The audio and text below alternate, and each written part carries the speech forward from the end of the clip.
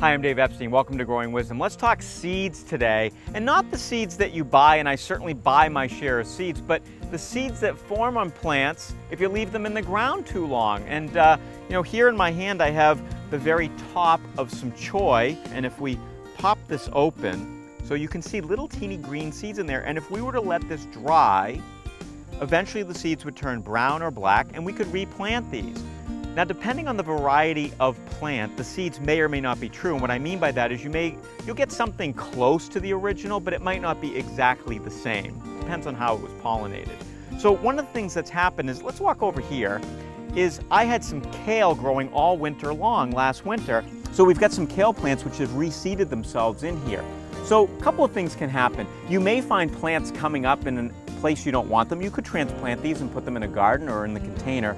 But let's talk more about the seeds themselves. What do you do with all these seeds? Can you use them? And the reality is yes, absolutely. Let's go over to the cold frame for a second.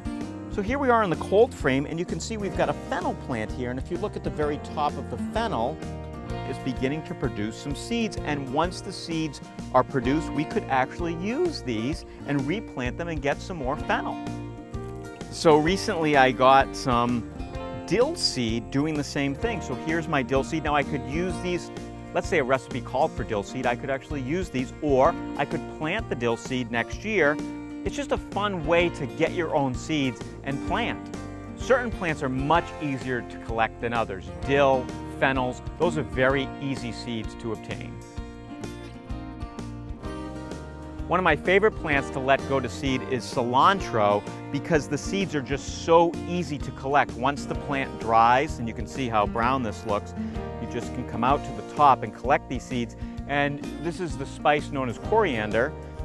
So if you have a recipe that calls for it, and what will happen is if I don't take these, I'm going to have cilantro plants coming up later this fall and also more likely next spring. You can see all the coriander seeds there.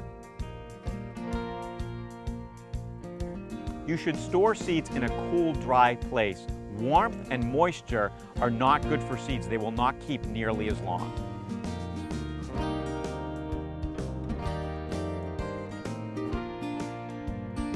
It's not just vegetable seeds that you can harvest as well. Here's a lupin plant, and these are the lupin seed pods. They turn brown like this, and if you open these up, you can see some lupin seed. So sometimes seeds spread on their own. This was one echinacea plant just a couple of years ago. You can see how wide this is spread, and it's all because as the echinacea plant dies, the top has the seeds in it. So these seeds fall to the ground, they spread, and you end up with a patch of echinacea where you didn't have one before. For Growing Wisdom, I'm Dave Epstein.